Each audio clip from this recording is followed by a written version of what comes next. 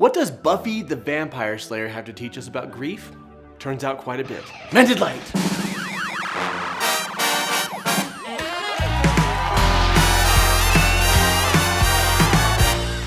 Back in the late 90s to early aughts, Buffy the Vampire Slayer used horror movie tropes to explore real-world issues for teens and young adults. All sorts of monsters and vampires and ghosts and goblins as metaphors for what we're going through in real life. But its most hard-hitting episode is The Body, an episode in season 5 in which Buffy finds her mother, Joyce, who'd been a character for all 5 seasons, dead of natural causes. No monsters, no spooks, just a very real, hard-hitting moment. This episode was widely praised for its realism, and we're gonna explore the stages of grief and the things that Buffy and her family go through. And we'll talk about how you can cope with loss in a healthy way. Hey, flower getting lady. You want me to pick Dawn up from school? Dawn is Buffy's little sister. Mom? What are you doing?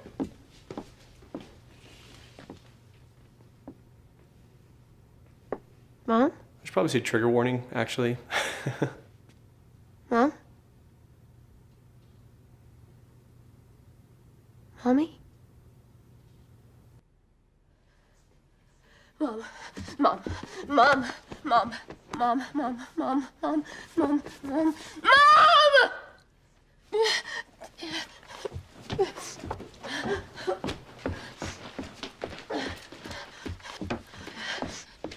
Going handheld with the camera here, which they didn't do a lot back then on TV shows. 911 emergency. Hello? It's my mom. She's not breathing. Is she conscious? No, I can't. She's not breathing. Okay, I need you to give me your address. What? I'm gonna send an ambulance over. It's 1630 Ravello. It's a house, Ravello, near Hadley. I'm sending a unit right away. Are you alone in the house? Yes. And did you see what happened? Did she fall? No. I came home and well, what should I do? Do you know how to administer CPR? No, I don't remember. Okay, it's very simple. You want to tilt your mother's head back. Cover her mouth with yours and breathe into her mouth. 2 ventilations. I know this. Then follow I love the idea that she can do all these things and she can kill all these demons and these vampires, but she can't remember to do CPR. That's really real to me. Like, if I ever was in this situation, I've had CPR training, but would I remember how to do it? 5, 6, 7, 8. This is such brilliant and realistic acting. Oh God! Are you there? I broke something. Hello? It cracked. Is she breathing? No. Paramedics should be there in a moment. You might have cracked a rib. She's so Not childlike right here. She's cold. so afraid. She's cold, she says. Body is cold. No, my mom. Should I make her warm? No, if she's not responding to this. And this isn't usually how Buffy is. Buffy's usually very strong and grown When up will they and be mature, here? but They're very nearby. just the I wasn't there, but my dad found my mom. He got up to make her breakfast, and then he came in to wake her up with butterfly kisses, and she was cold, and he was trying to resuscitate her, and he called 911.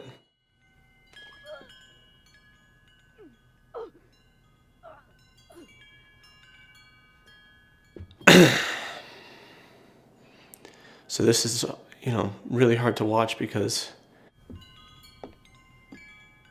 it's very true and very realistic to. If you haven't watched this is a great show. Like, don't let the title fool you. It's a very well written, well acted, powerful show. That's really about growing up.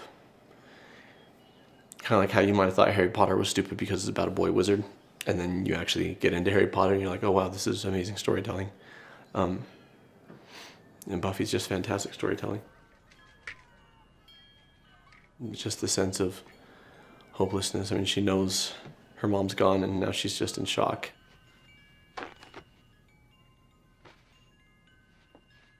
So what happens when we go into shock is the emotions are too overwhelming to fully feel them. So she spilled water, and so that's what she's focusing on now, is cleaning up the water. Our emotions are too overwhelming for us to actually feel them. What is it? And so we Is it Glory? detach. I'm waiting. The coroner's coming. This is her mentor, Giles. Hold on. When he says, is it Glory? She's at school. I'll go there. I'm not sure. No, don't. No, it's too late. Joyce? They're coming for her. No, Joyce? we're not supposed to move the body. So when Buffy's in shock here, she's kind of vacantly, absent-mindedly saying, I need to tell Dawn she's at school. I remember getting a phone call from my dad on the day that my mom passed away. And it had been a couple hours since he brought her breakfast and tried to wake her up with butterfly kisses, and she was cold. And, he tried to resuscitate her. I'm sure he was panicked. I'm sure he was very much like this. Paramedics came, and the police came, and the police have a job to do, which is investigate, because someone's dead. And from my understanding, they tread softly. They weren't insensitive because they didn't want to come in and treat this like a homicide and be insensitive to someone who had just lost his wife, but they also needed to do their jobs and just be thorough. So police were there, which I'm sure was scary for my dad, because even if they're treading softly, he's just found his dead wife. And now the police are here to make sure it's all above board. But he called me to tell me that she had died. I was actually here in Utah, there in Arizona. And he later told me it had been about 2 hours. Police were there, ambulance were there.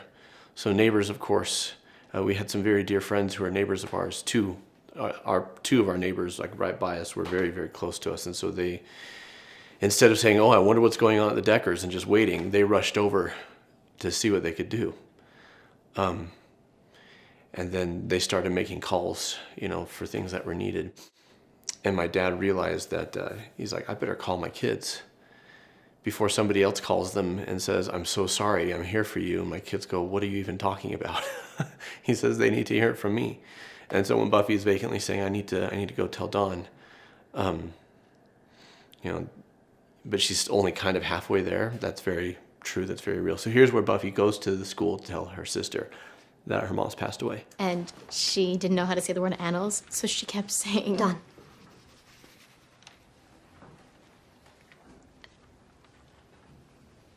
I have to talk to you.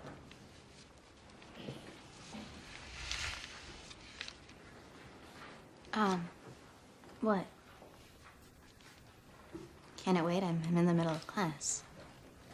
Anna, please come with me.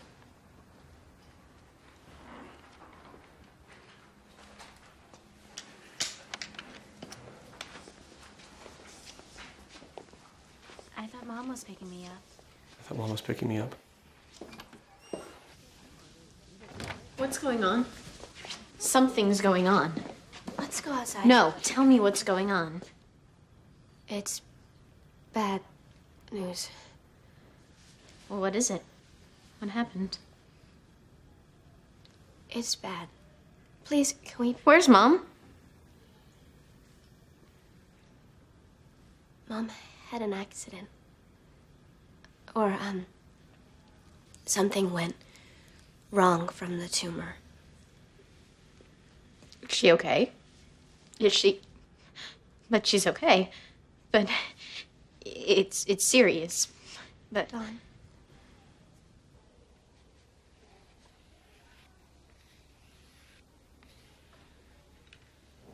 It's an interesting choice to go silent there and not hear.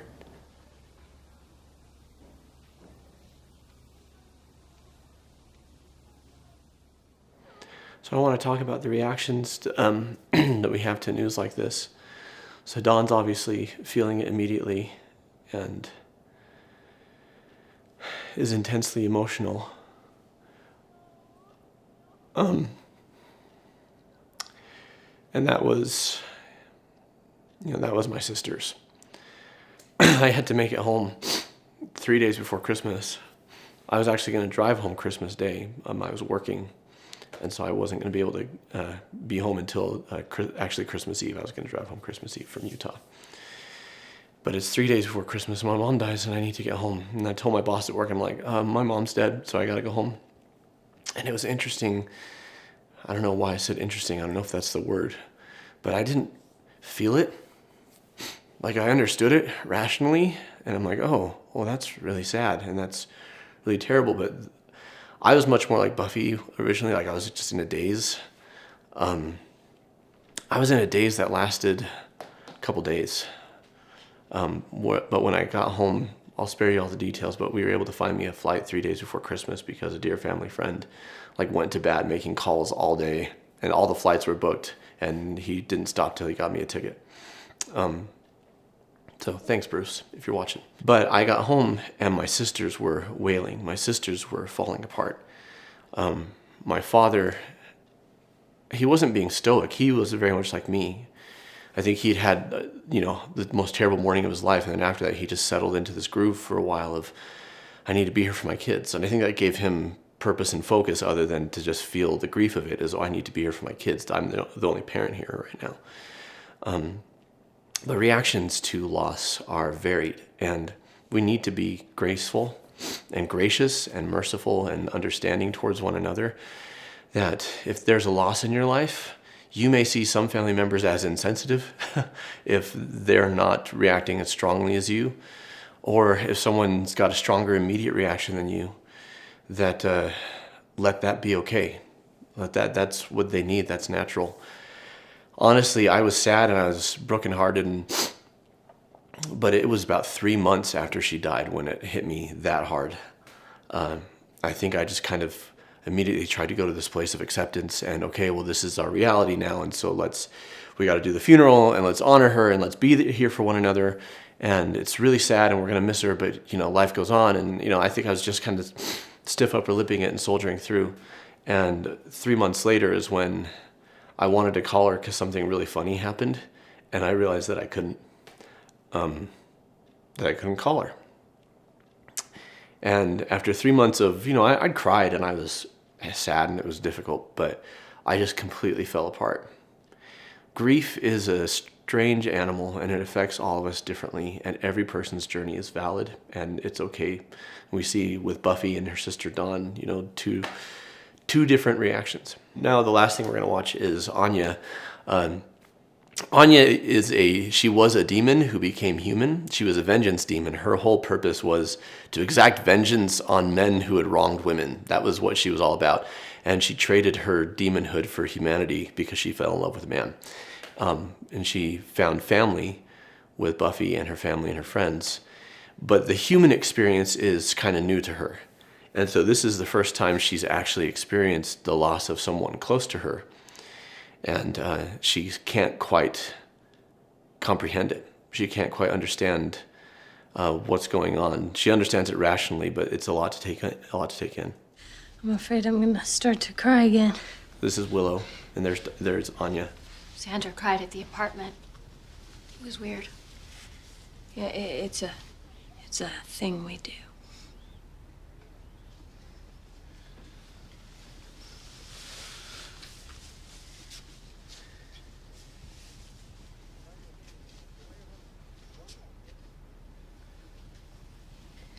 What's going to happen? Well, I guess we're gonna meet them at the morgue. That's where they were taking her. Are we going to see the body? What? Are we going to be in the room with the dead body? I don't know. No? They think she's just being morbid because she's usually morbid. Are they going to cut the body open? But this is something else. Oh my God. Would you just stop talking? Just shut your mouth. Please. What am I doing? How can you act like that? Am I supposed to be changing my clothes a lot? I mean, is that the helpful thing to do? Guys. The way you behave. Well, nobody will tell me. Because it's not okay for you to be asking these things. But I don't understand. I don't understand how this all happens. how we go through this. I mean, I knew her, and then there's just a body. And I don't understand why she just can't get back in it and not be dead anymore. It's stupid. It's mortal and stupid. And Xander's crying and not talking, and I was having fruit punch, and I thought, well, Joyce will never have any more fruit punch, ever, and she'll never have eggs, or yawn, or brush her hair, not ever, and no one will explain to me why.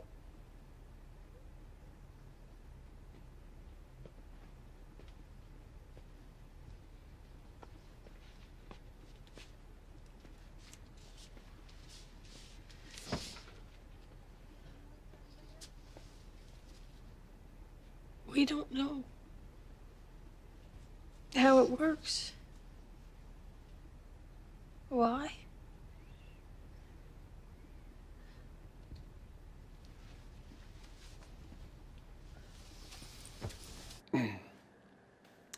We've all got a... Sorry, I should have been offering commentary and I just got sucked into the scene. We all have to find our why. You know, your beliefs, your theology, your worldview influence that. But there is a simple fact, which is once somebody's gone, whatever you think happens after, whether you think anything happens afterwards or not, here and now, we don't have them anymore.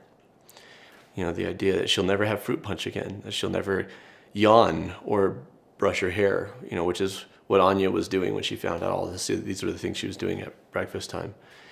It's all these little things. In the case of my mom, I have a hard time that she can't be a grandma to my kids. You know, I have a hard time that she's not around for that. I have a hard time that I can't share those moments with her. And that when I'm eating something delicious, because my mom, like me, was a foodie, that she won't be able to taste that or enjoy that anymore. And you know, the truth is, if she's gone for good and there is nothing after this, then it doesn't really matter to her, because she doesn't exist anymore. That's not what I think. I think she's still going on, and that what continues for her is even better than this. So I'm more sad for the rest of us that we don't get to share our lives in these moments with her. We grieve best when we allow ourselves to feel it.